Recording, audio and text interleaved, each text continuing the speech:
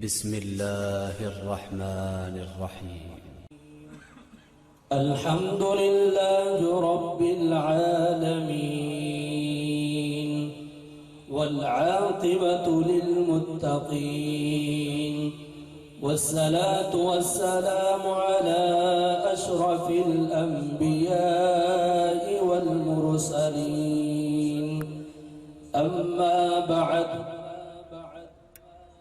باب قول الله: ونزع الموازين القسط ليوم القيامة وأن أعمال بني آدم وقولهم يوزن. وقال مجاهد: القسطاس العدل بالرومية. ويقال القسط مصدر المقسط وهو العادل، وأما القاسط فهو الجائر. قال: حدثنا أحمد بن أشكاب قال: حدثنا محمد بن فضيل عن عمارة بن القعقاع عن أبي ذرعة عن أبي هريرة رضي الله تعالى عنه قال: قال النبي صلى الله عليه وسلم: كلمتان حبيبتان إلى الرحمن خفيفتان على اللسان ثقيلتان في الميزان، سبحان الله وبحمده سبحان الله العظيم.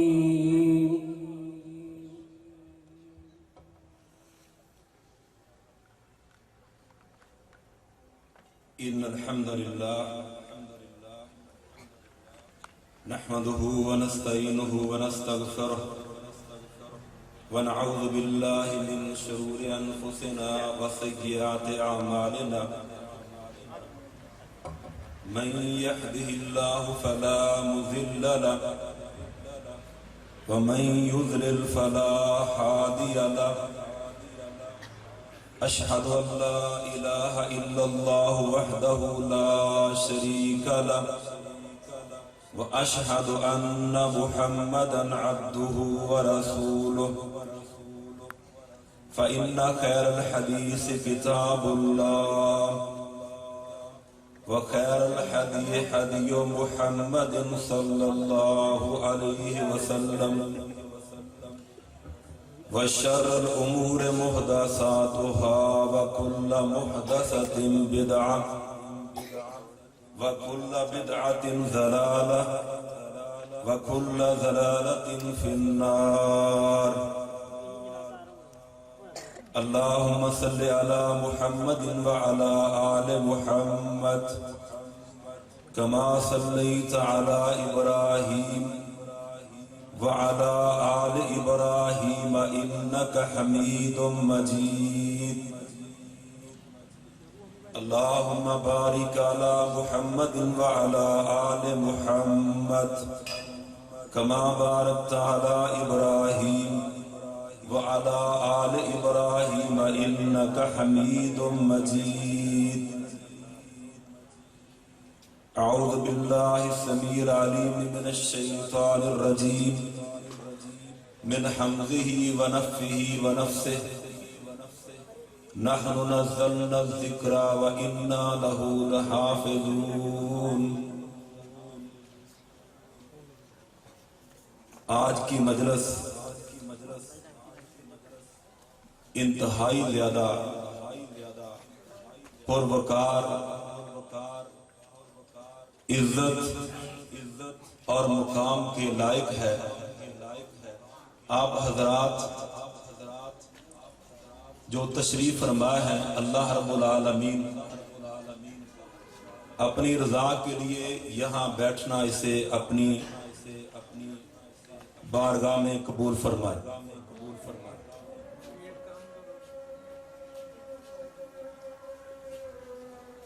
یہ اللہ رب العالمین کا ہم پر خاص فضل اور احسان ہے کہ ایسی کتاب جسے کتاب اللہ کے بعد اصح الکتب قرار دیا گیا ہے، اس کی آخری حدیث پر ہم چند کلمات سننے اور سنانے کے لیے یہاں پر حاضر ہوئے ہیں۔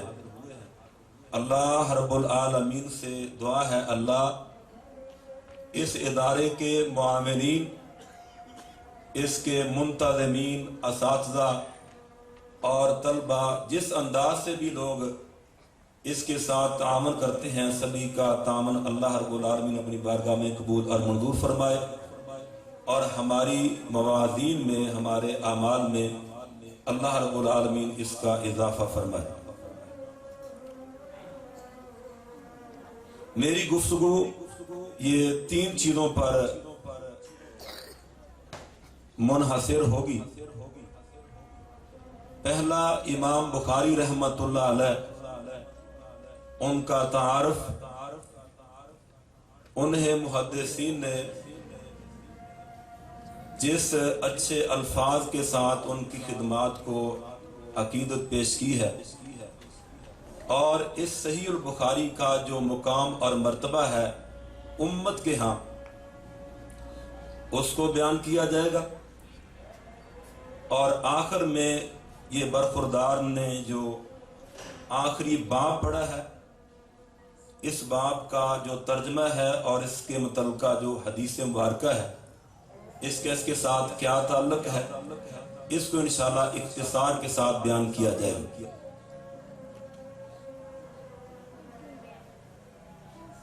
اس بخاری پڑھنے والے جو طالب علم ہیں، انہیں یہ بات اپنے ذہن میں رکھنی چاہیے کہ یہ کتاب جس کا ہم آج درس حاصل کرتے ہیں، امام بخاری رحمۃ اللہ علیہ نے بڑی محنت کے ساتھ، بڑی کوشش اور جستجو کے ساتھ اس کو اکٹھا کیا ہے، اور اپنے دور کے جو ائمہ فن تھے ان پر پیش کیا، سبھی نے اس کی تحسین فرمائی، اور اس کے اصح ہونے پر سبھی نے اتفاق کیا۔ آپ اندازہ لگائیں، امام بخاری رحمۃ اللہ علیہ جب پیدا ہوئے ہیں تو ان کے والد محترم، ان کا سایہ ان کے سر سے اٹھ چکا تھا، لیکن والد محترم نے خود محدث تھے، محمد بن اسماعیل بن ابراہیم، ابراہیم ان کے والد محترم کا نام ہے۔ انہوں نے جاتے ہوئے اپنی زندگی میں سے 1000 اشرفی چھوڑی، جس کے بارے میں وہ فرماتے ہیں مجھے اپنے اس مال کے بارے میں جو میں نے ترکہ چھوڑا ہے، ایک بھی درم جو ہے، ایک بھی اشرفی، اس میں مجھے شبہ نہیں ہے، سبھی کا سبھی جو مال میرا وہ حلال کی کمائی کا ہے۔ تو ان کی والدہ محترمہ نے اس یتیم بچے کی پرورش کی اپنے ماحول کے مطابق۔ یہ اللہ رب العالمین کا خاص فضل تھا۔ امام صاحب کا جو علاقہ ماوراء النہر کا بالکل آخری علاقہ ہے، اسلامی حدود کی سرحدیں یہاں پر ختم ہوتی۔ ایسے علاقے میں پیدا ہونے والا بچہ، اسے دین کے بارے میں بہت زیادہ جذبہ ہوتا ہے، بہت زیادہ شغف ہوتا ہے، دینی غیرت، دینی حمیت۔ امام صاحب اپنے والدین سے اس کو لے کر پیدا ہوئے ہیں، اور ویسے بھی ان کا جو خاندان تھا ایک مذہبی لحاظ سے ایک مذہبی گھرانہ تھا۔ امام بخاری رحمۃ اللہ علیہ کی والدہ محترمہ نے 10 سال کی عمر میں ان کے لیے انتظام کیا مکتب کا پڑھانے کا۔ امام صاحب فرماتے ہیں کہ میں نے 10 سال کی عمر میں قرآن مجید کو حفظ کر لیا، اور اس کے ساتھ ساتھ جو متداول کتابیں تھی اس دور میں پڑھی جاتی ان کے بارے میں بھی کافی واقفیت حاصل کر لی۔ اس کے بعد امام صاحب نے اس علاقے میں جہاں علم کا گہوارہ تھا، بخارے کے علاقے میں جتنے مدارس تھے ان میں علم حاصل کیا، اور 16 سال کی عمر کو جب پہنچے تو اس دور کے جو بہت بڑے محدث تھے امام وقی رحمت اللہ علیہ اور امام عبداللہ بن مبارک رحمت اللہ علیہ، ان کی کتابوں کو زبانی یاد کر لی، پڑھتے رہے، علم حاصل کرتے رہے۔ محدثین نے بیان فرمایا ہے کہ امام صاحب نے 1080 اساتذہ کرام سے علم حدیث کو حاصل کیا ہے، 1080 اساتذہ کرام سے، اور ان سے پھر احادیث جن کو اخذ کیا 6 لاکھ احادیث ان کے متون اور ان کے طرق سے، یہ جو آپ کے پاس مجموعہ ہے 2 جلدوں میں، یہ آپ کے سامنے ہے۔ اس کے بارے میں حافظ ابن صلاح رحمت اللہ علیہ فرماتے ہیں 7275 روایات ہیں جو صحیح البخاری میں ہیں، اور اگر ان کے تکرار کو حذف کر دیا جائے تو 4000 باقی بچتی ہیں۔ حافظ ابن حجر رحمت اللہ علیہ نے جب ان کو شمار کیا اور 3 دفعہ شمار کیا ہے، وہ فرماتے ہیں 9082 روایات ہیں، اور تکرار کے بغیر 2500 2513 روایات ہیں جو انہوں نے شمار کی ہیں، جبکہ مولانا داؤد راز اور فواد عبد الباقی جنہوں نے اپنی ترکیم کی اس کو شمار کیا ہے، اور فتح الباری کے آخر میں جو آخری حدیث ہے اس پر جو نمبر ہے 7563 ہے، اور اسی کو محدثین نے راجح قرار دیا ہے۔ امام بخاری رحمت اللہ علیہ نے اپنی کتاب کا جو نام، ہم تو اس کو صحیح البخاری کہتے ہیں اور اختصار کے پیش نظر ہم اس کو الجامع صحیح کہہ دیتے ہیں، اس کے نام کے بارے میں حافظ ابن صلاح رحمت اللہ علیہ فرماتے ہیں کہ امام صاحب نے جو کتاب لکھی تھی اسے الجامع، المسند، الصحیح، المختصر من امور رسول اللہ صلی اللہ علیہ وسلم و سننہ و ایامہ، یہ مکمل کتاب کا نام حافظ ابن صلاح نے ذکر کیا ہے، جبکہ حافظ ابن حجر رحمت اللہ علیہ فرماتے ہیں اس میں تھوڑا سا فرق کرتے ہوئے الجامع، الصحیح، المسند من حدیث رسول اللہ صلی اللہ علیہ وسلم و سننہ و ایامہ۔ جامع کون سی کتاب ہوتی ہے؟ جس میں تمام قسم کے علوم اور فنون کو جمع کیا جائے، بالخصوص 8 چیزیں اس میں پائی جائیں: عقائد، احکام، رکاک، آداب، غزوات، تفسیر اور تاریخ، فتن اور مناقب اور مصالب جس میں ذکر کیے جائیں، اس کو جامع کہا جاتا ہے۔ مولانا عبدالسلام مبارک پوری رحمت اللہ علیہ نے سیرت البخاری میں ذکر کیا ہے کہ امام بخاری رحمت اللہ علیہ نے اس صحیح میں ان 8 علوم اور فنون کے ساتھ ساتھ 54 فنون کو جمع کیا ہے۔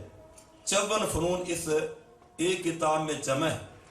اسی طرح اس کا نام ہے الصحیح، یعنی مرفوع اور صحیح حدیث ہیں، ان میں کوئی ضعیف روایت نہیں پائی جاتی، اور خود امام صاحب فرماتے ہیں لم اخرج فی ھذا الکتاب الا صحیحا، اور اسی طرح اس کے نام میں اس کو مسند کہا گیا ہے کہ صحابی بیان کرے اور جس میں بظاہر اتصال پایا جاتا ہو۔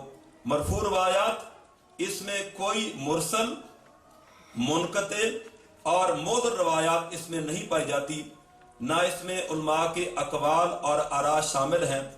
اس سے مراد وہ احادیث ہیں جو ترجمۃ الباب کے بعد جس کا آغاز ہوتا ہے۔ مثال کے طور پر ہم نے یہاں پر باب و قول اللہ تعالیٰ و نادر موازن القسط لیوم القیامہ ہم نے آغاز کیا تھا، باقی سارے اقوال ہیں، لیکن حدثنا کے بعد جو حدیث ہے اس کے بارے میں محدثین نے حکم لگایا ہے، اس میں کوئی ایسی حدیث نہیں جس کے بارے میں ضعف کا شبہ بھی کیا جا سکتا ہو۔ اسی طرح المختصر سے مراد یہ ہے کہ اس میں تمام احادیث جو صحیح ہیں وہ جمع کر دی گئی ہیں، لیکن اس کا یہ مطلب نہیں کہ تمام صحیح حدیث اس کے اندر آ گئی ہیں۔ دیگر کتب میں بھی ایسی حدیث موجود ہیں جن کو صحیح کا مقام مرتبہ حاصل ہے۔ من امور رسول اللہ صلی اللہ علیہ وسلم سے مراد نبی اکرم صلی اللہ علیہ وسلم کے فرامین یعنی قولی احادیث اس میں پائی جاتی ہیں۔ وسنن ہی اس میں نبی اکرم صلی اللہ علیہ وسلم کے معمولات ہیں، یعنی فعلی احادیث اس میں پائی جاتی ہیں۔ اور ایام ہی سے مراد کہ آپ کے ایام حیات، آپ کی سیرت اور زندگی کے ادوار ہیں، جس میں غزوات بھی شامل ہیں۔ اور اس کے بارے میں محدثین نے کہا کہ تقریری احادیث اس میں پائی جاتی ہیں۔ تو گویا کہ علماء کرام نے کہا کہ نبی اکرم صلی اللہ علیہ وسلم کی جو سیرت ہے ظاہری اور باطنی، اس کا کامل اگر مجموعہ کسی نے دیکھنا ہو تو صحیح البخاری آپ کے سامنے موجود ہے۔ علماء کرام نے صحیح بخاری کے بارے میں اس کی بہت زیادہ فضیلت بیان کی ہے، فضائل بیان کرتے رہے، یہ وقت اس کے لیے قلیل ہے۔ اس کا ایک پہلو جس کو فقہ البخاری کہا جاتا ہے، محدثین کے ہاں یہ بات عام مشہور ہے کہ فقہ البخاری فی تراجمہ، کہ امام بخاری رحمت اللہ علیہ کی اگر آپ نے فقہ دیکھنی ہو، ان کا اس میں مقام اور مرتبہ دیکھنا ہو، تو ان کے تراجم میں اس کو نوٹ کیا جا سکتا ہے۔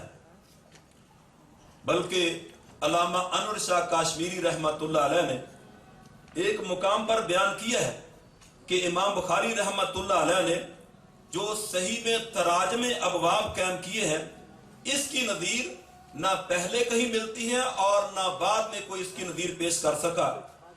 فرماتے ہیں فَقَانَ هَذَا هُوَ الْفَاتِحُ لِهَذَا الْبَابِ وَسَارَ هُوَ الْخَاتِمُ، کہ امام بخاری رحمت اللہ علیہ کو اللہ رب العالمین نے جو مقام اور شرف دیا ہے، ہم عام پڑھتے ہیں، سنن ابن ماجہ ہم نے پڑھی ہے، جامع ترمذی پڑھی ہے، سنن ابی داؤد پڑھتے ہیں، صحیح مسلم، باقی کتب پڑھتے ہیں، لیکن جو امام بخاری رحمت اللہ علیہ کا انداز ہے وہ کسی اور کے حصے میں نہ آئے۔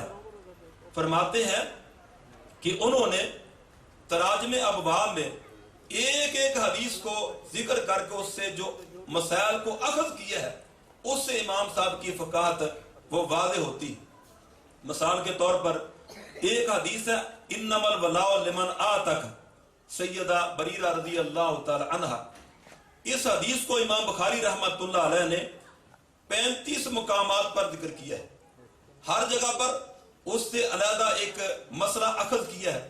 اسی طرح سیدنا جابر رضی اللہ تعالی عنہ، ان سے نبی اکرم صلی اللہ علیہ وسلم نے ایک مرتبہ اونٹ خرید لیا تھا، اور ان کے واقعے کو صحیح بخاری میں 32 مقامات پر ذکر کیا گیا ہے، ہر جگہ پر اس کا اپنا ہی انداز ہے۔ اسی طرح سیدنا عبداللہ بن عباس رضی اللہ تعالی عنہما، وہ ایک دفعہ تہجد کے وقت نبی اکرم صلی اللہ علیہ وسلم کا معمول وہ دیکھتے ہیں، آپ کے ساتھ انہوں نے رات گزاری ہے، امام صاحب نے اس کو 19 مقامات پر ذکر کیا ہے۔ اس سے آپ انداز لگاتے ہیں کہ امام بخاری رحمت اللہ علیہ نے ان احادیث کو ذکر کرنے کے ساتھ کس قدر زیادہ مسائل کو اخذ کیا ہے۔ اور اس سلسلے میں امام صاحب کی جو محنت ہے، کاوش ہے، اس کی دنیا میں کوئی مثال نہیں۔ آپ انداز لگائیں، ان کا جو کاتب ورا کہتا ہے کہ میں نے سفر میں دیکھا، سفر میں میں نے مشاہدہ کیا کہ امام صاحب رحمت اللہ علیہ رات کے وقت اٹھتے ہیں اور چکماق کے ساتھ آگ جلاتے ہیں۔ اس دور میں یہ طریقہ کار ہوتا تھا کہ اگر ایک آدمی نے آگ جلانی ہے، روشن کرنا ہے، کسی چیز کو دیکھنا ہے، دیا جلانا ہے، تو اس کا طریقہ کار یہ ہوتا تھا کہ چکماق کو رگڑ کر پتھر سے آگ نکالتے، پھر اس کے ساتھ دیا روشن کرتے تھے۔ تو وہ کہتے ہیں شگرد میں نے رات کے وقت دیکھا کہ 15 سے 20 مرتبہ وہ اٹھے ہیں، انہوں نے چراغ روشن کیا، حدیث کو لکھا اور دوبارہ پھر اس کو بجا دیا، پھر اٹھے ہیں، یعنی پوری رات انہوں نے یہی کام کیا۔ بلکہ ان کا حضر کا واقعہ ایک ان کے شاگرد بیان کرتے ہیں، محمد بن علی البخاری، وہ کہتے ہیں کہ رات کے وقت میں نے نوٹ کیا کہ انہوں نے 18 مرتبہ اٹھ کر صحیح بخاری اس کو تبییض کی ہے اور اس پر تعلیق لکھی. یہ ہے امام بخاری رحمۃ اللہ علیہ کی محنت اور کاوش. اور صحیح بخاری کا جو اہتمام کیا 16 سال میں اس کو مکمل کیا ہے. اور اس کے لیے آخری جو انہوں نے تبییض کی تھی اور یہ جو تراجم ابواب اس پر انہوں نے قائم کیے ہیں، ایسا مقام جس کو روضۃ من ریاض الجنہ کہا گیا ہے، یعنی آپ کا منبر مبارک اور آپ کی جو روضہ مبارک ہے اس کے درمیان میں اس کا انتخاب کیا اور وہاں پر اس کی تبییض کی ہے. اور اس کے لیے اتنا اہتمام کیا فرماتے ہیں کہ جب بھی میں نے کوئی ایک روایت لکھی ہے اور اس کے لیے میں نے کوئی ترجمہ الباب قائم کیا ہے تو اس سے پہلے میں نے غسل کیا اور 2 رکعت میں نے نماز پڑھی اور اس کے بعد پھر میں نے حدیث میں استخارہ کیا، پھر میں نے درج کیا. تو اللہ رب العالمین نے ان کو جو مقام اور مرتبہ دیا ہے یہ اسی وجہ سے، ان کا اخلاص، ان کی محنت ہے. آپ اندازہ لگائیں امام بخاری رحمۃ اللہ علیہ کی تعریف کرنے والے ان کے اساتذہ بھی موجود ہیں، ان کے ہم عصر بھی موجود ہیں اور ان کے شاگرد بھی موجود ہیں.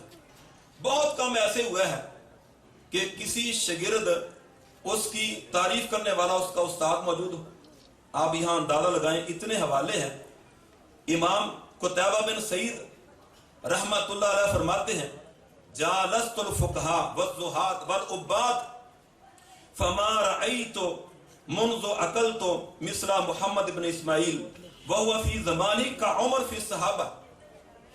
امام قتیبہ بن سعید استاد فرماتے ہیں کہ جب سے میں نے ہوش سنبھالا ہے تو میں نے زہاد کو دیکھا، عباد کو دیکھا، فقہاء کے ساتھ میں نے مجلس قائم کی ہے، لیکن امام بخاری رحمۃ اللہ علیہ جیسا میں نے کوئی آدمی نہیں دیکھا. جب سے میں نے شعور دیکھا ہے مجھے اس کی سمجھ آئی.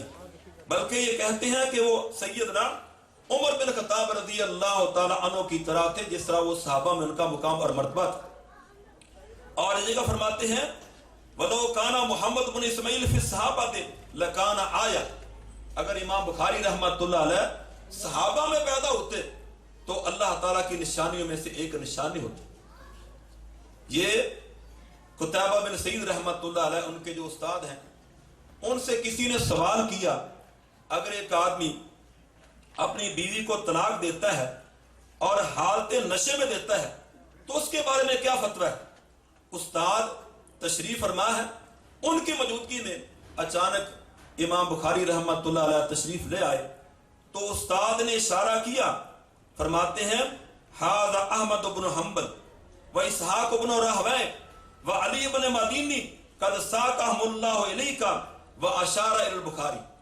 آپ اگر اندازہ کرنا چاہتے ہیں تو وہ اکیلا ہی ایک آدمی یہ احمد بن حنبل جیسا ہے، اسحاق بن راہویہ جیسا ہے اور علی بن مدینی جیسا ہے. تو ان کے استاد نے اس بات کا اعتراف کیا.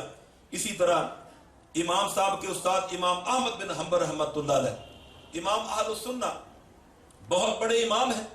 انہوں نے حدیث کی خاطر، نبی کی سنت کی خاطر کس قدر زیادہ تکلیفیں برداشت کی ہیں. تاریخ میں یہ بات درج ہے کہ 3 حکمران، مامون، ان کے بعد معتصم اور واثق باللہ، انہوں نے اپنے اپنے دور میں امام صاحب کے ساتھ تشدد کیا ہے. یہ بات کہہ دیں کہ قرآن نعوذ باللہ یہ اللہ کی مخلوق ہے، اللہ کی مخلوق ہے، اللہ کا کلام نہیں ہے. تو امام صاحب نے فرمایا کہ میرے پاس اگر تم اللہ کی کتاب سے اور پیارے پیغمبر کی حدیث سے کچھ چیزیں لے کر آتے ہو تو میں ماننے کے لیے تیار ہوں. بالآخر جب 4تھا خلیفہ آیا متوکل علی اللہ اور اس نے ان کو رہا کر دیا تو امام احمد بن حنبل رحمۃ اللہ علیہ، وہ امام صاحب کے استاد ہیں، فرماتے ہیں ما اخرجت خراسان مثل محمد بن اسماعیل. اسی طرح دیگر اساتذہ میں سے بہت سارے اساتذہ ہیں جنہوں نے فرمایا تھا کہ هو افقہ خلق اللہ فی زماننا، اور ایک نے فرمایا تھا قادم الیوم سید الفقہاء. اسی طرح ایک مقام پر ایک شخص نے کہہ دیا افقہ عندنا وابصر بالحدیث من احمد بن حنبل. ساتھی نے کہا آپ نے مبالغے سے کام لیا ہے، اس طرح نہیں کہنا چاہیے تھا. تو انہوں نے کہا ابو مصعب نے لو ادرکتا مالکن ونظرتا الی وجہہ ووجہ محمد بن اسماعیل فقلتا کلاہما واحد فی الفقہ والحدیث. تو یہ ائمہ فن ہیں، ان کے بڑے بڑے جو استاد ہیں وہ امام صاحب کی بصیرت کو اور ان کے مقام اور مرتبے کو وہ بیان کرتے ہیں. اسی طرح اس کے بارے میں اور بھی کئی حوالے درج کی جا سکتے ہیں، لیکن وقت کی نزاکت کے پیش نظر میں اصل موضوع کی طرف آنا چاہتا ہوں. کچھ لوگوں نے امام بخاری رحمت اللہ علیہ کے بارے میں یہ شوشہ چھوڑا ہے اور وہ ان کی تان وہاں پر جا کر ٹوٹتی ہے کہ نعوذ باللہ ان کو کسی ایک امام کا مقلد کہہ دیا جائے. عوام الناس میں عام مشہور ہے کہ وہ کہتے ہیں کہ امام صاحب شافعی تھے اور امام شافعی کے مقلد تھے. دیکھنا یہ ہے کہ اس کی اصل کیا ہے. کہتے ہیں کہ علامہ تاج الدین سبکی نے طبقات شافعیہ میں ان کا شمار کیا ہے، اور اسی طرح نواب صدیق الحسن رحمت اللہ علیہ نے ابجد العلوم میں ان کو شافعی لکھا ہے. تو کیا یہ بات درست ہے اور کہاں تک اس کا اطلاع کیا جا سکتا ہے؟ محدثین سے اگر پوچھا جائے تو وہ فرماتے ہیں کہ یہ بات درست نہیں ہے، کیونکہ طبقات شافعیہ میں تو امام احمد اور داؤد ظاہری کو بھی ذکر کیا گیا ہے. حالانکہ امام احمد رحمت اللہ علیہ اور داؤد ظاہری وہ خود محدث ہیں، مجتہد ہیں، اور ان کے مذاہب بھی ہیں، لوگ ان کو ماننے والے بھی ہیں. تو کیا آپ ان کو یہ شافعی کہیں گے کہ ان کے مقلد تھے؟ اس بات کو چھوڑیں. بعض لوگوں نے تو امام صاحب کو یہ طبقات حنابلہ میں سے ذکر کر دیا ہے، تو کیا یہ وہ حنبلی بن جائیں گے؟ صحیح بات یہ ہے کہ امام صاحب کا خود اپنا مذہب ہے، خود مجتہد ہیں، وہ کسی ایک امام کی تقلید کرنے والے نہیں. اور یہ ایسی بات ہے کہ اس کے بارے میں محدثین نے صراحت فرمائی ہے. شیخ عبداللطیف ٹھٹوی رحمت اللہ علیہ نے علامہ نفیس الدین کے حوالے ذکر کیا ہے کہ البخاری امام مجتہد براسی کا ابی حنیفہ و شافعی و مالک و احمد و سفیان الثوری و محمد بن حسن.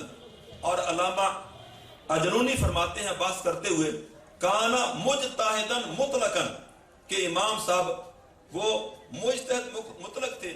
اور اس سلسلے میں اتنے حوالے ہیں کہ شاہ ولی اللہ رحمت اللہ علیہ، مولانا زکریا کاندلوی رحمت اللہ علیہ اور انور شاہ کاشمیری رحمت اللہ علیہ وہ سارے اس بات کی صراحت کرتے ہیں کہ امام بخاری رحمت اللہ علیہ کو اگر کسی نے شافعی لکھا ہے تو اس وجہ سے لکھ دیا کہ وہ بعض اس طرح کے اساتذہ کے شاگرد تھے جو امام شافعی رحمت اللہ علیہ ان کے وہ شاگرد تھے، شاگردوں کے شاگرد ہیں، اور اس لحاظ سے ان کو شافعی قرار دیا گیا ہے.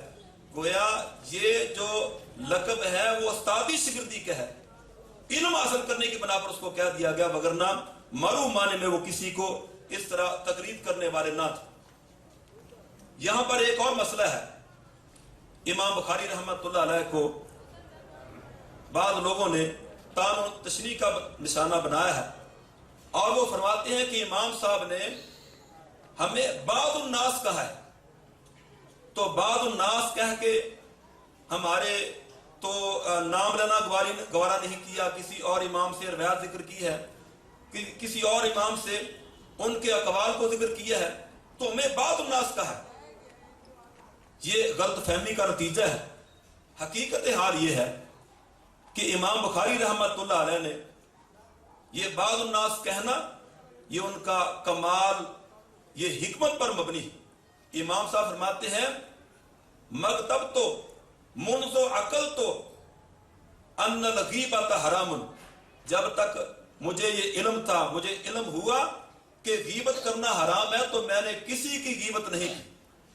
تو وہ بعض الناس کہہ کر وہ اپنا پلو چھڑانا چاہتے ہیں، اور یہ غلط فہمی ہے کہ اس سے مراد صرف ایک مکتبہ فکر کو لیا جائے. اگر آپ صحیح بخاری کا مطالعہ کریں تو معلوم ہوتا ہے کہ امام صاحب نے امام شافعی رحمت اللہ علیہ کو بھی بعض الناس کے ساتھ یہ مخاطب کیا ہے. مثال کے طور پر یہ باب ترجمات الحکام وحال یجوز ترجمان واحد وقال بعض الناس لا بد للحاکم من مترجمین. یہاں پر امام شافعی رحمۃ اللہ علیہ کا انہوں نے رد کیا بعض الناس کہہ کر. آپ حیران ہوں گے کہ یہاں پر ایک مقام ایسا بھی آتا ہے کہ امام بخاری رحمۃ اللہ علیہ نے بعض الناس کہہ کر امام ابو حنیفہ رحمۃ اللہ علیہ کی موافقت کی ہے. مثال کے طور پر یہ نبیذ کا مسئلہ ہے. کتاب الایمان والنذور میں فرماتے ہیں اذا حلف ان لا یشرب نبیذا فشارب طلاء وسکرا وعصیرا. اس موقع پر امام صاحب نے امام ابو حنیفہ رحمۃ اللہ علیہ ان کی موافقت کی. گویا وہ بعض الناس کہہ کر کسی ایک خاص مکتبہ فکر کی نفی نہیں کرتے یا ان کو مخاطب نہیں کرتے. اگر دیکھا جائے تو ان کی صحیح میں اس بات کا مطالعہ کیا جا سکتا ہے کہ امام صاحب نے جو موجودہ 4 مذاہب ہیں جن کا لوگ تتبع کرتے ہیں اور ان کی پیروی کرتے ہیں، سبھی کے بارے میں انہوں نے تبصرہ فرمایا ہے. مثال کے طور پر احناف کے بارے میں امام صاحب فرماتے ہیں ما لا یجوز الوضوء بالنبیذ، اور اس کے تحت ابو العالیہ امام حسن کا قول نقل کیا ہے کہ اگر ایک آدمی کے پاس نبیذ موجود ہو یا دودھ موجود ہو تو اس سے بہتر ہے وہ تیمم کر لے. اسی طرح امام احمد بن حنبل رحمۃ اللہ علیہ کا مسئلہ ہے کہ وہ خانہ کعبہ میں سترے کے قائل نہیں ہیں. امام صاحب نے حدیث لا کر باب سترہ کے تحت یہ مسئلہ ثابت کیا ہے کہ سترہ جس طرح باقی جگہ پر ہے اس طرح خانہ کعبہ میں اس کی بھی ضرورت ہے. اسی طرح ایک اور مسئلہ ہے کہ جس میں امام مالک رحمۃ اللہ علیہ کا مذہب تھا کہ باب الصلاۃ الجنائز بالمصلی والمسجد، چونکہ عمل اہل مدینہ نہیں ہے وہ اس کے قائل تھے تو امام صاحب نے ان کا رد کیا ہے.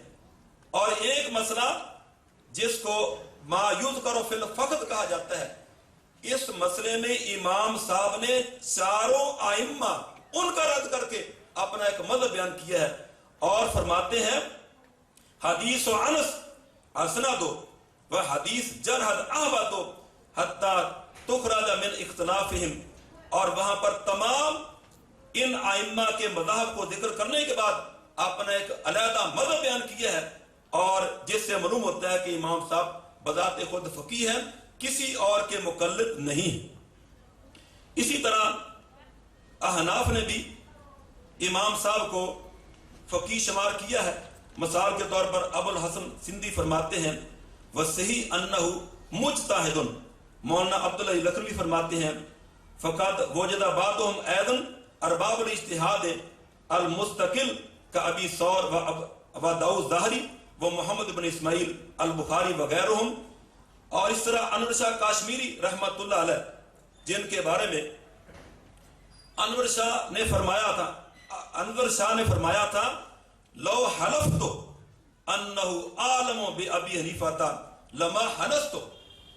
انور شاہ کاشمیری رحمت اللہ علیہ کے بارے میں انور شاہ فرماتے ہیں انور شاہ کہ اگر میں یہ قسم اٹھاؤں کہ امام جو انور شاہ کاشمیری ہے وہ امام اعظم ابو حنیفہ رحمت اللہ علیہ سے زیادہ جاننے والے ہیں تو میری قسم نہیں ٹوٹے گی. انہوں نے خود فرمایا تھا انور شاہ کاشمیری نے وَعَلَمْ أَنَّ الْبُخَارِيَ مُجْتَہِدٌ لَا رَيْبَ فِيهِ. اور اسی طرح ایک جگہ پر فرماتے ہیں لَكِنَّ الْحَقَّ أَنَّ الْبُخَارِيَ مُجْتَہِدٌ. اسی طرح رشید احمد گنگوئی، مولانا عبدالرشید نعمانی، عاشق الہی بلند شہری، قاری طیب اور سلیم اللہ خان کے ان کے حوالے بھی اس کے بارے میں موجود ہیں. لیکن اختصار کے پیش نظر میں ان سب کو یہاں پر یہ کلوز کر رہا ہوں. اسی طرح صحیح بخاری کی عظمت، اس کا مقام تمام مسلمانوں کے ہاں مسلمہ ہے، خواہ احناف ہوں، حنابلہ ہوں، شوافع ہوں یا مالکی ہوں، سبھی نے صحیح بخاری اس کی صحیحیت پر اتفاق کیا ہے. چونکہ ہمارا واسطہ جن لوگوں کے ساتھ پڑھتا ہے ان کے بارے میں 2-4 حوالے ان کو میں اختصار کے ساتھ بیان کرنا چاہتا ہوں. علامہ بدر الدین عینی رحمت اللہ علیہ نے فرمایا ہے اتفق علماء الشرق والغرب علی انہ لیس بعد کتاب اللہ اصح من صحیحین البخاری و مسلم. اور فرماتے ہیں والجمہور علی ترجیح البخاری علی مسلم کہ تمام مشرق والے مغرب والے ان کا اس بات پر اتفاق ہے کہ بخاری اور مسلم سے بڑھ کر کوئی صحیح کتاب نہیں. ملا علی قاری فرماتے ہیں اتفق العلماء علی تلقی الصحیحین بالقبول کہ تمام علماء کرام کا اس بات پر اتفاق ہے کہ صحیحین کی روایات کو تلقی بالقبول حاصل ہے. تلقی بالقبول کے بارے میں آگے ایک بات آ رہی ہے اور فرماتے ہیں هو اصح الکتب بعد کتاب اللہ العزیز. اور شاہ ولی اللہ رحمۃ اللہ علیہ نے فرمایا تھا اما صحیحان فقد اتفق المحدثون علی ان جميع ما فيهما من المتصل المرفوع صحیح بالقطع وانهما متواتران الى مصنفهما وانه كل من يحول امرهما فهو متبع غیر سبیل المؤمنین. امام صاحب فرماتے ہیں کہ صحیحین کی صحت پر تمام امت کا اتفاق ہے اور اپنے مصنفین تک یہ پہنچ چکی ہے. جو شخص ان کو تسلیم نہیں کرتا، ان کی توہین کرتا ہے، کہتا ہے بخاری کو میں نہیں مانتا، وہ بدعتی ہے اور مسلمانوں کے رستے پر چلنے والا نہیں. اسی طرح علامہ ذیلی حنفی رحمۃ اللہ نے فرمایا تھا وَأَعْلَى دَرْجَةُ الصِّحَّةِ عِندَ الْحُفَاظِ مَتَّفَقَ عَلَيْهِ الشَّيْخَانِ. اور اسی طرح مولانا عبدالحی لکھنوی رحمۃ اللہ علیہ، رشید احمد گنگوئی اور محمد اشفاق کاندروی، اور اسی طرح دور حاضر کے ماسٹر امین اکاڑوی وہ فرماتے ہیں جن کو وکیل احناف کہا جاتا ہے، انہوں نے فرمایا تھا اصح الکتب بعد کتاب اللہ صحیح البخاری، مجموعہ رسائل جلد نمبر 3 صفحہ نمبر 262 پر یہ دیکھا جا سکتا ہے. مفتی تقی عثمانی جن کو شیخ الاسلام کہا جاتا ہے، انہوں نے فرمایا تھا علماء کرام کا صحیحین کی ہر حدیث کی صحت پر اتفاق ہے. اور اسی طرح شبیر احمد عثمانی انہوں نے فرمایا تھا کہ علماء کرام نے اس کو تلقی بالقبول کر لیا ہے. یہ بات پہلے بھی ہوئی تھی. تلقی بالقبول کے بارے میں ماسٹر امین کاروی فرماتے ہیں بڑی عجیب بات، کہتے ہیں کہ جس حدیث کو تلقی بالقبول نصیب ہو جائے وہ اگر قرآن کے خلاف بھی ہو تو اس پر عمل کرنا جائز ہے. حالانکہ ہمارا یہ عقیدہ ہے کہ حدیث صحیح ہو وہ کبھی بھی قرآن کے خلاف نہیں ہو سکتی. حدیث صحیح قرآن وہ تو اس کی وضاحت کرنے کے لیے آئی ہے. لِتُبَيِّنَ النَّاسِ مَا نُزِّلَ إِلَيْهِمْ. یہ کس طرح ہو سکتا ہے حدیث صحیح ہو قرآن کے خلاف؟ تو بہرحال وہ کہتے ہیں کہ ان کی احادیث کو، بخاری کی احادیث کو تلقی بالقبول حاصل چکا ہے. اور اس کا آخری حوالہ دے کر میں آپ حضرات کے سامنے یہ ایک لمحہ فکریہ رکھنا چاہتا ہوں. محشی بخاری ہیں احمد علی سہارنپوری رحمت اللہ علیہ، وہ فرماتے ہیں وقال النسائی اجود هذه الكتب کتاب البخاری، کہ تمام کتابوں میں سے سب سے زیادہ عمدہ اگر کتاب ہے تو صحیح البخاری ہے. وَأَجْمَعَتُ الْأُمَّةُ عَلَىٰ الصِّحَّةِ هَذَيْنِ الْكِتَابَيْنِ وَوُجُوبِ الْعَمْلِ بِأَحَادِيثِهِمَا. اور تمام امت کا اس بات پر اتفاق ہے کہ بخاری اور مسلم کی حدیثوں پر عمل کرنا واجب ہے. تمام حوالے آپ نے سن لیے، سبھی یہ کہتے ہیں کہ بخاری ہو مسلم ہو ان کی حدیثوں پر عمل کرنا واجب ہے اور اس کے بارے میں کسی کا کوئی اختلاف نہیں. حنابلہ بھی یہی کہتے ہیں، شفاعی یہی کہتے ہیں، مالک نے یہی کہا، اور احناف کے جو اقوال ہیں میں نے اپنے کے سامنے رکھ دیے ہیں. آج امت کو ضرورت ہے اختلافات ختم کرنے کی، درد دل کے ساتھ. ہر دور میں اتفاق اور اتحاد کی ضرورت تھی، لیکن آج اگر ہم اتفاق کرنا چاہتے ہیں، اتحاد کرنا چاہتے ہیں، تو اس کا ایک ہی نسخہ ہے کہ صحیح بخاری اور صحیح مسلم کو لازم پکڑ لیں. ایک جانب سے شروع کر دیں. جو چیز امام بخاری رحمت اللہ لے کر آئے اس کو لازم پکڑے. صحیح بخاری میں اکیری اذان موجود، صحیح بخاری میں دوہری تکبیر موجود، صحیح بخاری میں تورک موجود، صحیح بخاری میں ایک وتر پڑھنا موجود، صحیح بخاری میں سورہ فاتحہ امام کے پیچھے پڑھنا یہ موجود، آمین بالجہر موجود۔ صحیح بخاری میں رفع الیدین کی کتنی حدیث ہیں جن کے بارے میں امام صاحب نے فرمایا کہ تابعی جا کر وہ صحابی کا عمل نقل کرتا ہے، اور اگر تابعی نے صحابی کے عمل کو نقل کیا، بیان کیا، تو بتائیں کس وقت منسوخ ہوگی؟ خدا را امت میں اختلاف انتشار کو ختم کرنا چاہتے ہیں تو ساری امت کا متفقہ مذہب ہے کہ بخاری اور مسلم کو لازم پکڑو، تو اس پر عمل کیجئے، انشاءاللہ اختلافات ختم ہو سکتے ہیں۔ اب ہم آتے ہیں آخری باب جو آپ نے پڑھا ہے اس کی طرف۔ اس سے پہلے کچھ تمہید ہے جس کو ہم بیان کرنا چاہتے ہیں۔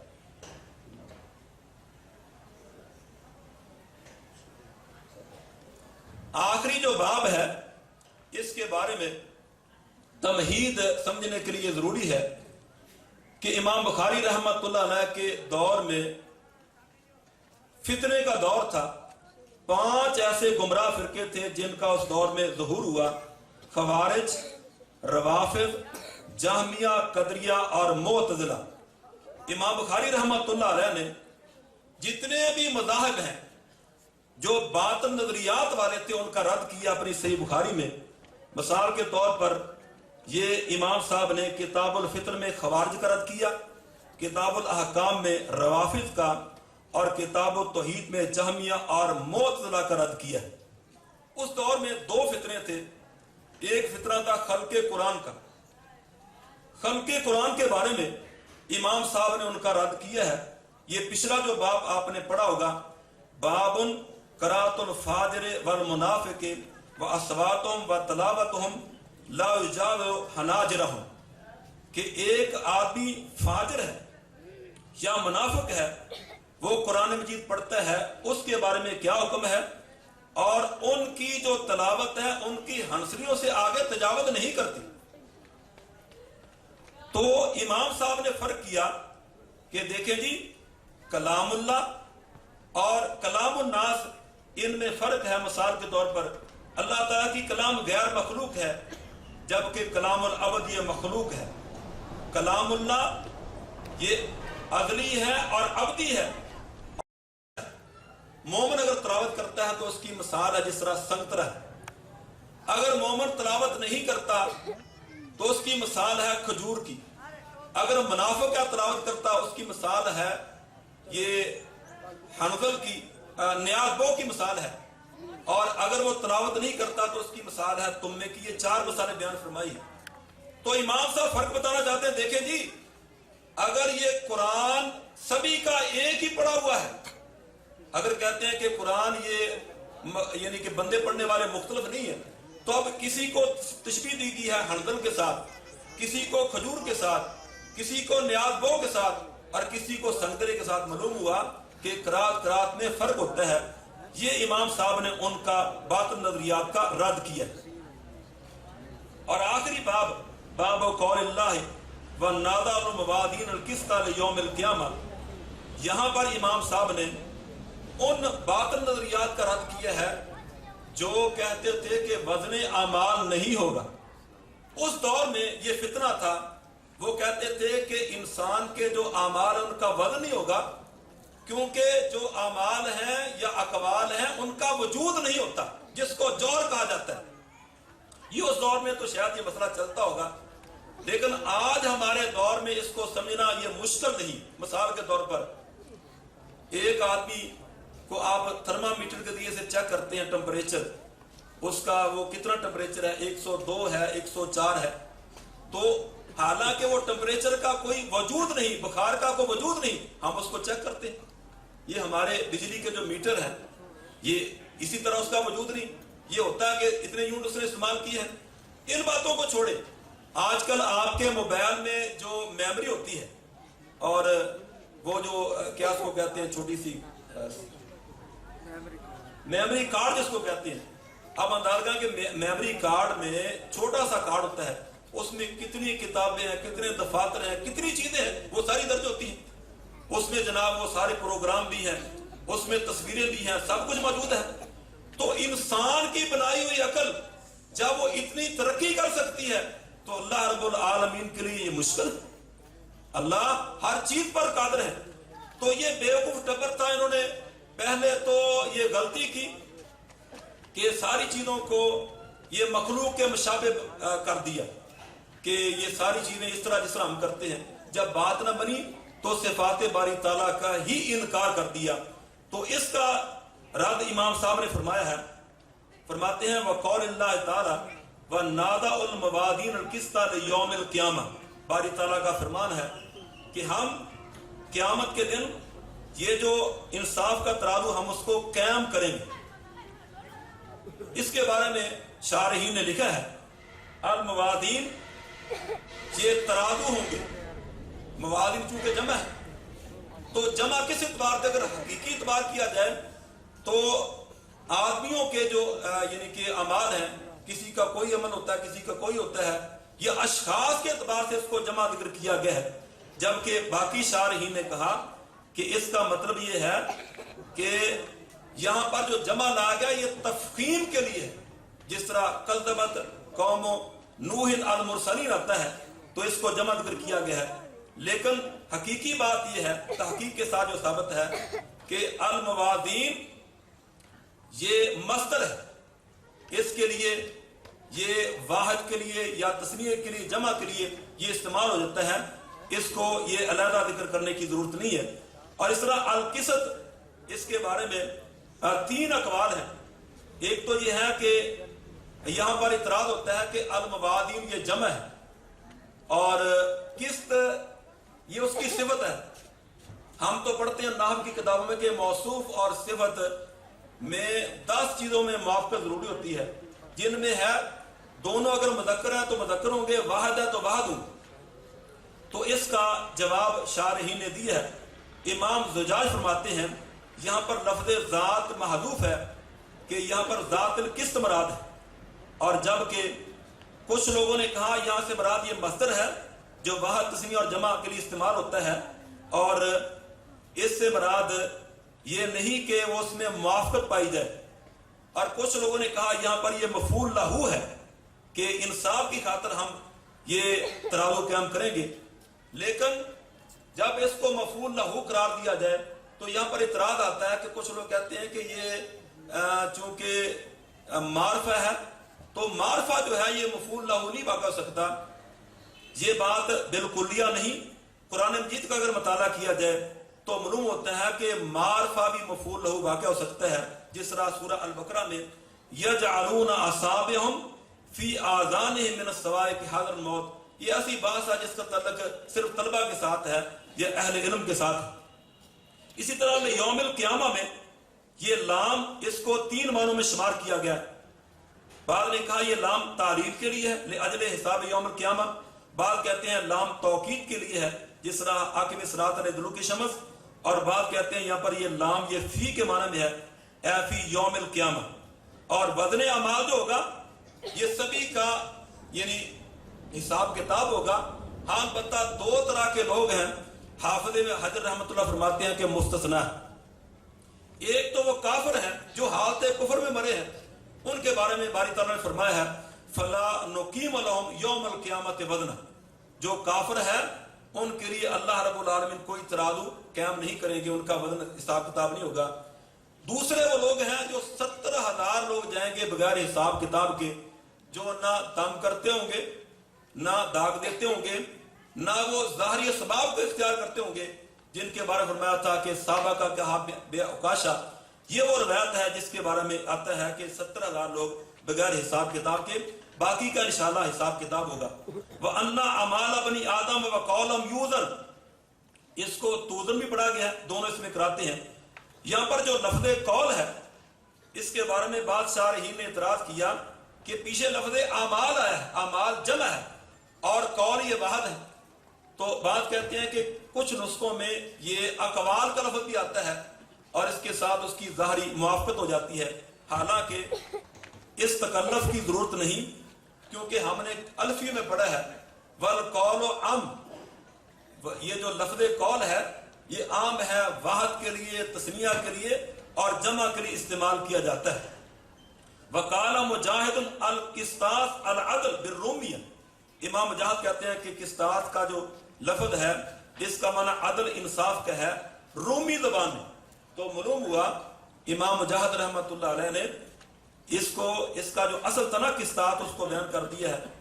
اور جو لفظ عربی زبان میں اجمی کا منتقل ہو اس کو معرب کہا جاتا ہے، وہ عربی میں اس کو داخل کیا گیا ہے اور اس پر تمام احکام پھر وہ عربی والے شامل ہوتے ہیں. وَيُقَالُ الْقِسْطُ مصدر مقسط وَهُوَ الْعَادِلُ وَأَمَّا الْقَاسِطُ فَهُوَ الْجَائِرُ. یہ بات سمجھنے کے لیے یہاں پر آپ نے سر پڑھا ہوگا، دو باب استعمال ہوتے ہیں، ایک مجرد کا اور ایک ہے مزید فی کا. قاسطا قسطن فهو قاسط. قاسط کا معنی ہے الجائر ظالم، کیونکہ سر میں ہم پڑھتے ہیں کہ ثلاثی مجرد کی خصیات میں سے ہے ایک سلب ماخذ.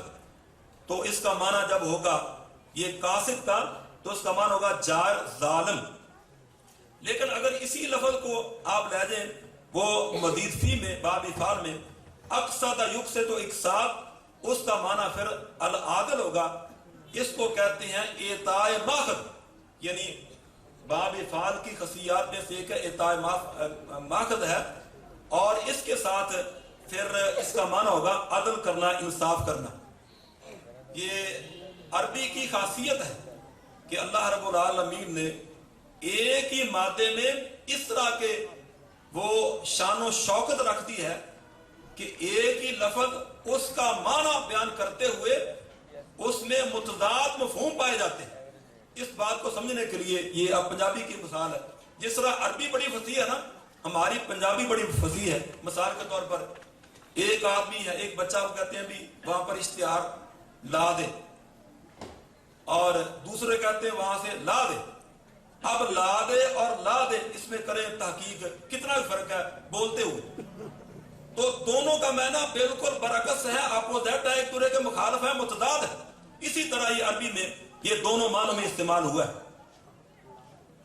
حدثنا احمد بن اشکاب قال حدثنا محمد بن فضیل عن عمارت بن کاکا. امام صاحب نے صحیح بخاری کا جب آغاز کیا تو سب سے پہلے جو روایت امام حمیدی رحمۃ اللہ علیہ سے ذکر کی، یہ بڑی نکتے کی بات ہے. امام حمیدی کا نام عبداللہ بن زبیر، نام ذکر نہیں کیا، اور آخری حدیث لے کر احمد بن اشکاب سے.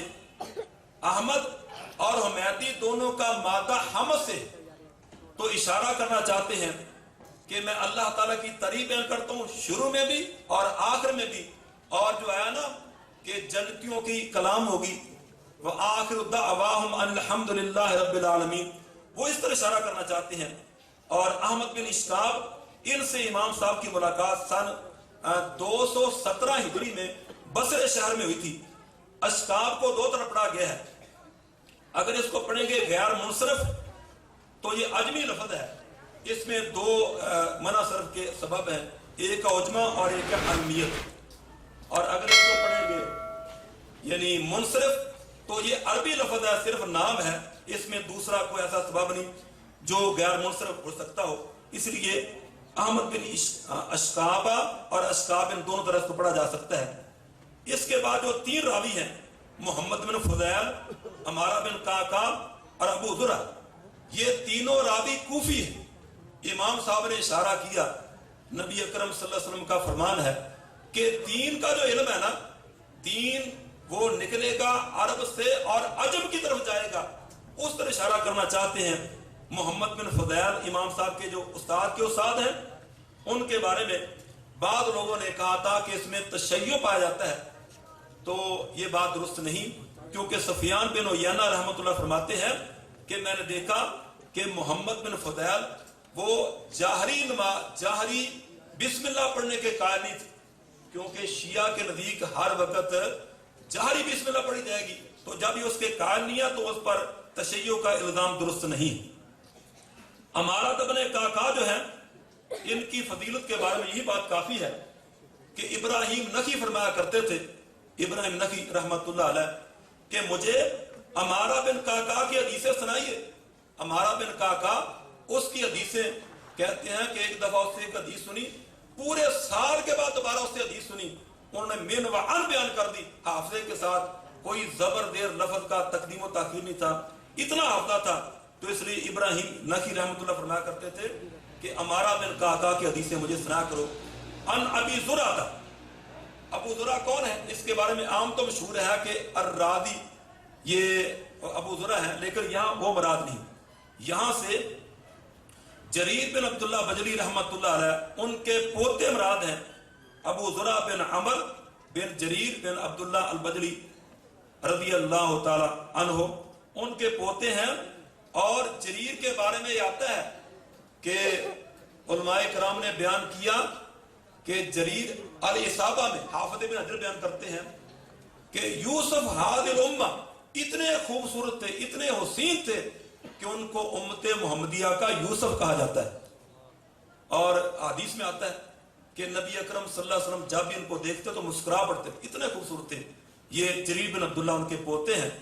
اور ان ابی ہریرہ رضی اللہ تعالیٰ عنہ، سیدنا ابو ہریرہ رضی اللہ تعالیٰ عنہ ان کے نام کے بارے میں کئی قوال ہیں. عبد الرحمن بن صخر ان کا اصل نام ہے، ابو ہریرہ ان کی کنیت ہے. اور کنیت کے لیے ضروری نہیں کہ ان کے ہاں اولاد ہو یا اولاد کے نام پر ہو.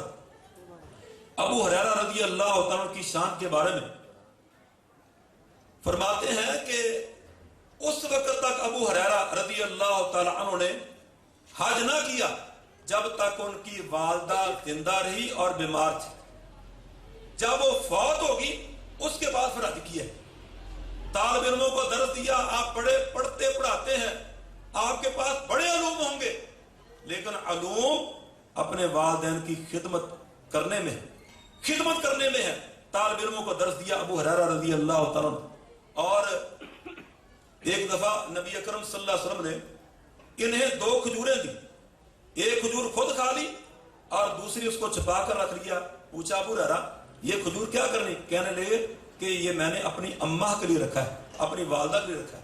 تو آپ نے فرمایا اس کو کھا لے، میں اس کے لیے اور دیتا ہوں. سیدنا ابو ہریرہ رضی اللہ تعالیٰ کا مقام اور مرتبہ یہ بھی ہے کہ نبی اکرم صلی اللہ علیہ وسلم نے فرمایا تھا کہ جو مومن آدمی ہے وہ آپ سے محبت کرے گا.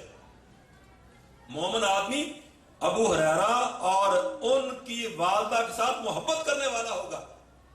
اور جو ابو ہریرہ سے بغض رکھتا ہے اس کو اپنے ایمان کی خیر منانی چاہیے. آج لوگ اپنے آپ کو تو کہتے ہیں ہم بڑے جناب پارسا لوگ ہیں. نعوذ باللہ سیدنا ابو ہریرہ رضی اللہ تعالی عنہ کو غیر فقیہ کہا جاتا ہے. نعوذ باللہ استغفر اللہ. تاریخ میں یہ بات ثابت ہے کہ سیدنا ابو ہریرہ رضی اللہ تعالی عنہ کے پاس جتنی حدیثیں تھی کسی اور صحابی کے پاس نہیں تھی. اس کی بڑی توجیحات ہے، اس کی وجہ ہے کیوں انہوں کو اللہ رب العالمین نے وہ مقام مرتبہ عطا فرمایا تھا. ابو ہریرہ سب سے زیادہ رضی اللہ تعالیٰ حدیثیں بیان کرنے والے ہیں. اگر وہ غیر فقیہ ہیں تو پھر باقی فقیہ کون سے رہ گئے جس کے بعد 17 حدیثیں؟ ذرا اندازہ لگائیں. سیدنا ابو ہریرہ رضی اللہ تعالیٰ عنہ صحابہ میں فقیہ تھے. موطا امام مالک میں آپ پڑھتے ہیں، صفحہ نمبر 330 ہے، کتاب الطلاق طلاق البکر میں ہے کہ سیدنا عبداللہ بن زبیر رضی اللہ تعالیٰ اور عاصم بن عمر بن خطاب رضی اللہ تعالیٰ تشریف فرماتے بیٹھے تھے تو ایک دیہاتی آدمی آیا. اس نے آ کر سوال کر دیا کہ ایک آدمی نے اپنی بیوی کو طلاق دی ایسی حالت میں جب کہ وہ اپنی بیوی کے قریب نہیں گیا، غیر مسیسہ ہے، تو اس کے بارے میں کیا کرنا چاہیے؟ سیدنا عبداللہ بن زبیر صحابی رسول ہیں، خود بھی صحابی ہیں، باپ بھی صحابی ہیں، نانا بھی صحابی ہے رضی اللہ تعالی عنہم اجمعین. کہتے ہیں کہ ہمارے پاس اس کے بارے میں کوئی علم نہیں. آپ ایسے کریں، آپ جائیں سیدنا ابو ہریرہ رضی اللہ تعالیٰ عنہ اور عبداللہ بن عباس رضی اللہ تعالیٰ عنہما کے پاس. فَإِنِّي تَرَكْتُهُمَا عِنْدَ عائشہ رضی اللہ تعالیٰ عنہا، میں نے سیدہ عائشہ کے پاس ان کو چھوڑا ہے. چنانچہ وہ آدمی گیا اور اس نے جا کر پوچھا، دونوں سے سوال کیا کہ یہ مسئلہ اس کے بارے میں کیا فتویٰ ہے. تو ابن عباس رضی اللہ تعالیٰ عنہما نے فرمایا تھا، افتے یا ابا ہریرہ فقط جاءت کا مولانا، ابو ہریرہ فتویٰ دیجئے، تیرے بارے مسئلہ بہت مشکل آ چکا ہے.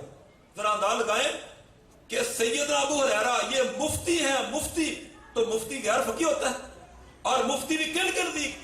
عبداللہ بن زبیر کے نزدیک اور عبداللہ بن عباس رضی اللہ تعالی عنہم کے نزدیک۔ اور یہ جو لوگ کہتے ہیں نا سیدنا ابو ہریرہ غیر فقیہ ہیں، جب مطلب کی بات آتی ہے تو ان کا فتویٰ بھی مان لیتے ہیں۔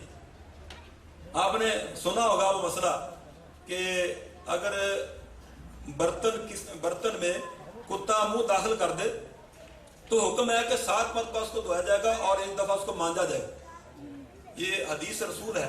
اب پھر وہ سامنا بھی آتا ہے۔ اب یہاں پر کہتے ہیں امام طحاوی رحمۃ اللہ علیہ اور دارقطنی میں ایک روایت آتی ہے کہ سیدنا ابو ہریرہ رضی اللہ عنہ کا فتویٰ 3 مرتبہ کا ہے، اور وہاں پر یہ اصول بناتے ہیں کہ راوی جو ہوتا ہے نا ادرا بے روایتی، راوی کو پتہ ہوتا ہے، لہذا اگر راوی کا فتویٰ حدیث کے خلاف آ جائے تو فتوے کو مانا جائے گا۔ یہ اصول ہی غلط ہے، یہ تو اصول ویسے غلط ہے۔ بہرحال العبرۃ بما رواہ، محدثین کے ہاں اصول ہے کہ اس چیز کا اعتبار کیا جائے گا جو وہ روایت بیان کرتا ہے، کیونکہ ہو سکتا ہے کہ وہ راوی بیان کرنے والا وہ بھول گیا ہو یا اس نے اس کے بارے میں کوئی تعویل کی ہو۔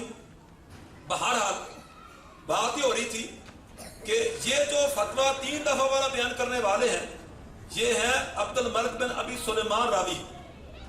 یہ ویسے تو یہ سچا راوی تھا، لیکن محدثین نے بیان فرمایا لہو اوہام، اس کو وہم ہو جایا کرتا تھا، یہ وہم ہی تھا، اور یہ بھی اس کا وہم ہے کیونکہ امام دارقطنی رحمۃ اللہ علیہ نے سیدنا ابو ہریرہ رضی اللہ عنہ کا فتویٰ اسی مسئلے کے بارے میں کہ اگر کتا وہ منہ داخل کر دے برتن میں تو 7 مرتبہ اس کو دھویا جائے گا، یہ فتویٰ سیدنا ابو ہریرہ کا دارقطنی میں صحیح سند کے ساتھ موجود ہے، اور صحیح سند بھی ہے اور حدیث صحیح کی موافقت بھی ہے۔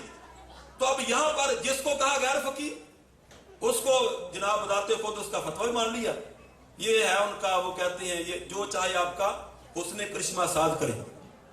تو سیدنا ابو ہریرہ رضی اللہ تعالیٰ عنہ فقیہ ہادی امہ، ان سے اس روایت کو لائے ہیں اور یہ مسئلہ ثابت کیا ہے کہ جو ابو ہریرہ سے محبت کرے گا اس کے اندر ایمان موجود ہے، جو ابو ہریرہ سے نفرت کرتا ہے اس کا ایمان، اس کو اپنے ایمان کی خیر بنانی چاہیے۔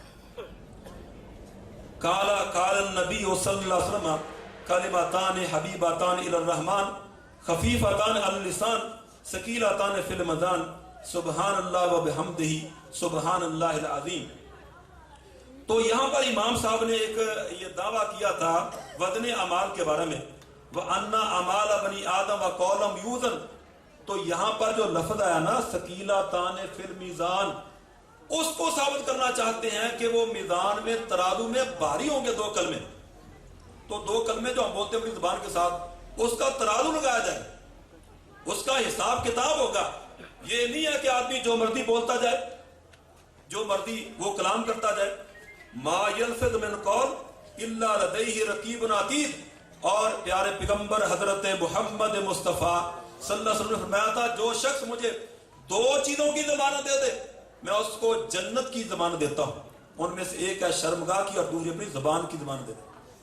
کہ کف علیک لسانک، بہرحال کلمتان حبیبتان الی الرحمن ثقیلتان علی اللسان خفیفتان علی اللسان ثقیلتان فی المیزان، اس کو یہ جو شارحین ہیں اس کو کہتے ہیں کہ یہ خبر مقدم ہے، اور سبحان اللہ و بحمدہ سبحان اللہ العظیم یہ مبتدا مؤخر ہے، اور یہ نحو کا اصول ہے تقدیم ما حق تاخیر یفید التخصیص، جس چیز کو بعد میں لانا چاہیے تھا اس کو اگر پہلے لایا جائے اس میں اس کی تخصیص حاصل ہو جاتی ہے، تخصیص حاصل ہو جاتی ہے، یہ عرب کا یہ نحو کا اصول ہے۔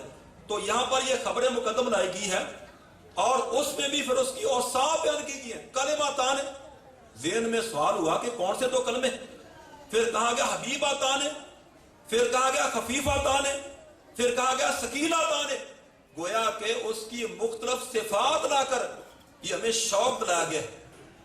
بھئی ایک آدمی جب آپ خطیب کو دعوت دیتے ہیں، آپ کہتے ہیں آپ کے دلوں کی دھڑکن والد خوش رحان فلاں فلاں کر کے پھر اس کا نام لیتے ہیں تاکہ شوق پیدا ہو جائے کہ کون سا خطیب آ چکا ہے، تو اس لیے یہ شوق دلانے کے لیے جو خبر تھی اس کی صفات لائی گئی ہیں۔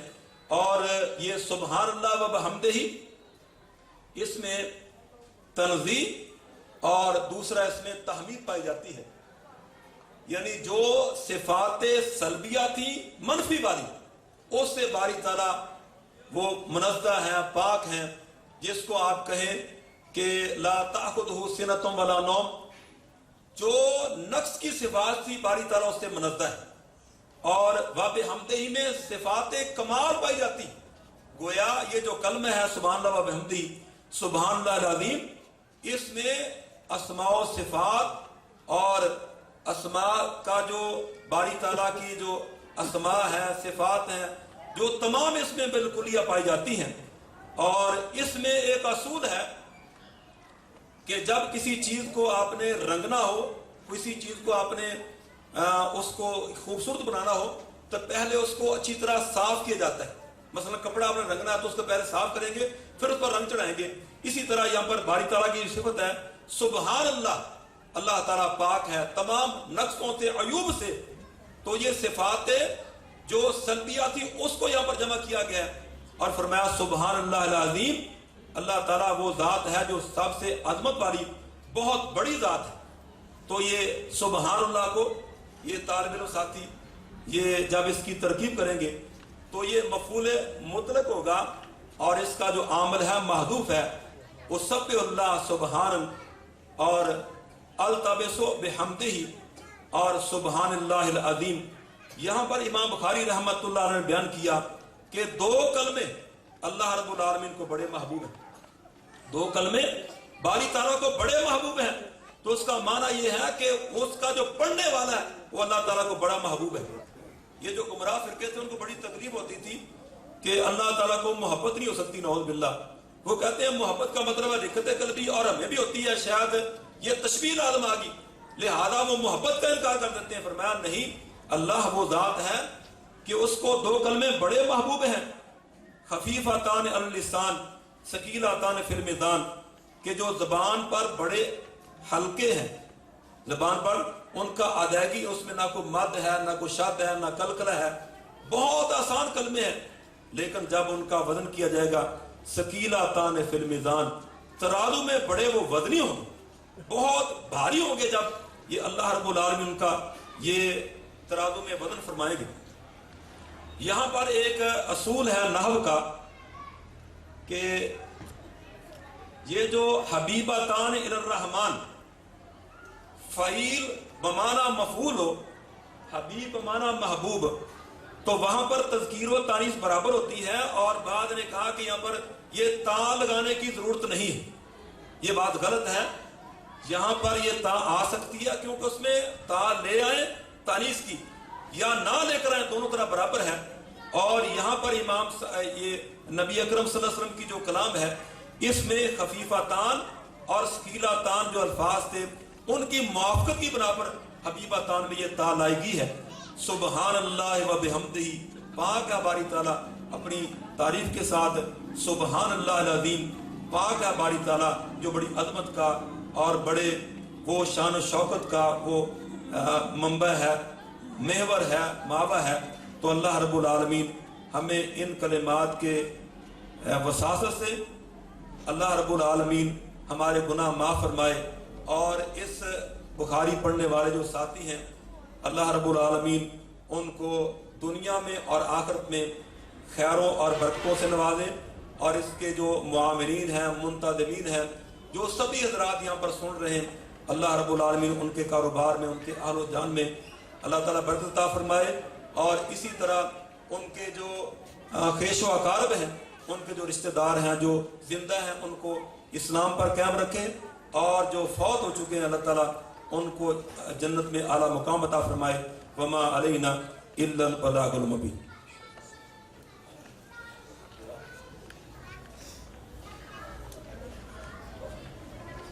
بسم اللہ الرحمن الرحیم. دعا کے بارے میں سبھی ساتھیوں نے درخواست کی ہے. کئی ساتھی بیمار ہیں، کئی پریشان ہیں اپنی اولادوں کے بارے میں، کئی نرینہ اولاد سے محروم ہیں. تو جب صحیح بخاری کو پڑھا جاتا ہے اور اس کے آخر میں آ کر جب مجلس قائم کی جاتی ہے، آخری حدیث پڑھی جاتی ہے، تو محدثین نے بیان فرمایا کہ یہ وقت ہوتا ہے دعا کی قبولیت کا.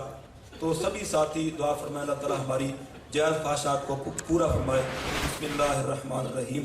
الحمدللہ رب العالمین والصلاۃ والسلام علی سید الانبیاء والمرسلین.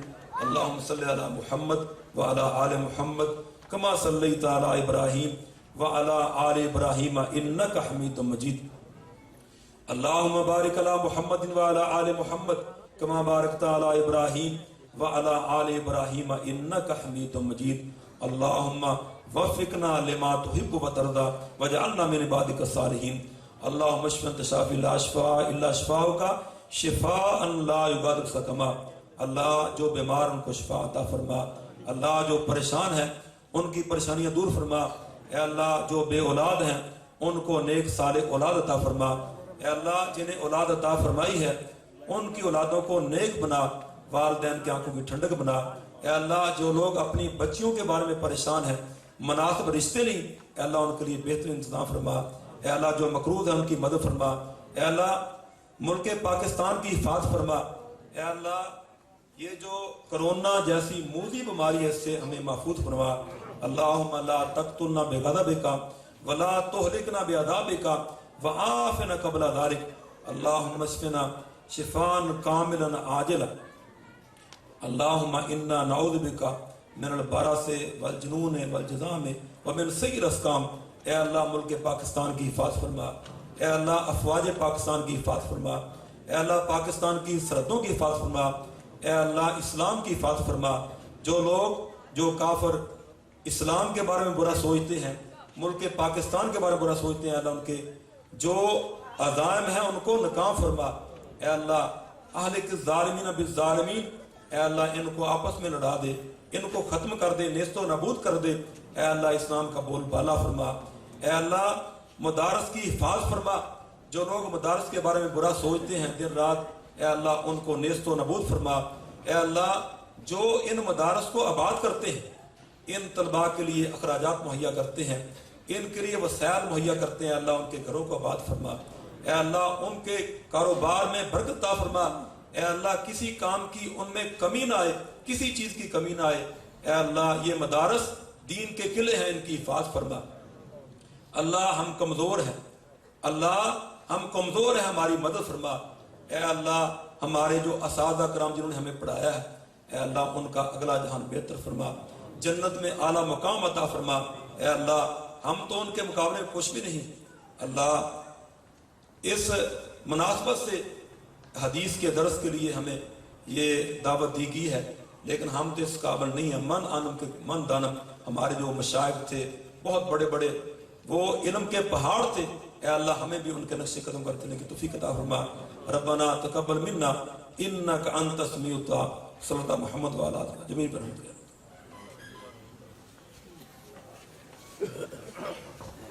اے سندہ